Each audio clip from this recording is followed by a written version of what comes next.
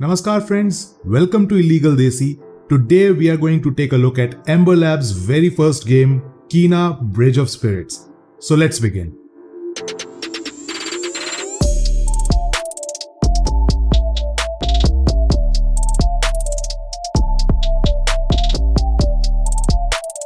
The game's plot is pretty straightforward. Kena is a spirit walker whose job is to help souls through into their passage into the netherworld. The take somewhat reminds me of Medium, but this game is much more playful instead of being grotesque. Kena is journeying into a holy shrine, but before moving through needs to help out lost souls pass that become corrupted and have infected the village and the overall land as well. The major plot of the story is Kena attempting to bring balance to the land through her magical abilities and cutest side characters that you will ever find called the Rotwisp. The story is simple and grounded but works really well for the game to progress forward. The graphics for this game have been the talk ever since this game was first shown in the PlayStation event a year back.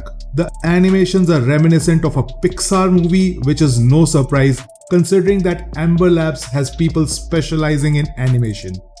The overall environment, the character models go in perfect harmony with each other. I won't be surprised if Ember Labs decides to use cutscenes from this game to create a feature-length movie because they look the part.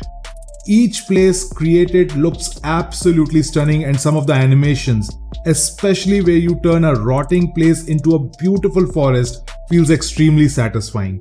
I played it on the PC, and when I tried it on day one, it was running smoothly on Ultra at 60 FPS. However, since then 2 patches have come around and I noted that the frame rate varied a lot. Currently at a mid-range setup like mine, you should opt for a high to ultra settings but change the DirectX to 11 and it will help to lower the shadow textures as it doesn't impact the look but it vastly improves performance.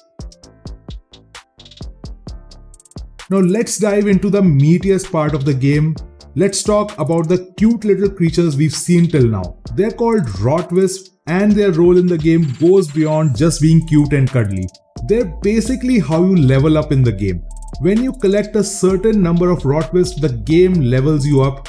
Not that it looks like it matters in most of the scenario, but having a certain number of Rotwisp will definitely help you out in clearing the forest of the poisonous overgrowth that you will need to do in order to move further on. In addition to that, they do a lot of heavy lifting by moving heavy statues and stones which form sometimes a part of the puzzle that you need to solve. The game design overall also looks great with a decent amount of collectibles and side activities. There's only 2 things to collect as far as I saw, that's crystals and karma. Crystals help you in buying hats for your Rotwisp and make them look even cuter than they really are, and karma helps you to unlock combat skills. The map, while looks and appears to be open world, but it's more of a semi-open world stage, meaning you can't fully explore every single area, nook and cranny, but go along pre-decided paths with a bit of platforming included here and there as well. This is not the first game to use that sort of technique. For the most part, Tomb Raider reboot of 2013 has followed a similar setup. Even the HUD doesn't have a map view, it's a clean and simple setup of Kena's health bar. The combat has to be my favorite of all. It's quick and very light, the NPCs give out a decent challenge, and Kena being light on her feet really helps. Her best defenses are shield and dodge, while the Rotwisp do aid in combat at times as well. There's definitely a fine mix of NPC to provide you a challenge even on the easiest of settings. Apart from this, there are quite a few puzzles to solve in order to get some collectibles. Here's where I had a challenge as the game doesn't tell you what to do. Some of the things you might end up figuring out for yourself, while at other times you might get confused in how to proceed further. Especially in terms of finding Rotwisp and collectible, you will be required to do some exploration and figure things out for yourself. But as time is moving, some guides have popped up with many more to be made within the next few weeks, providing you the complete layout of the game and all the collectibles to get. While it does add a certain mystery, it may get frustrating for some because the map really doesn't help you out here as well. I also want to spend some time talking about possibly one of the best features, that's the photo mode. It's not one of the best, having a very basic setup. The photo mode is very simple to initiate and you can actually get your characters to pose in different poses for the photos. I also noted that Ember Labs has actually made a few special areas within the game just so you can use this setup. One of these being a ledge in the middle of a high tree where none is required, just because the view from that is absolutely stunning. For a first game, Ember Labs has done a fantastic job. It's so nice to see indie studios doing the heavy lifting in 2021.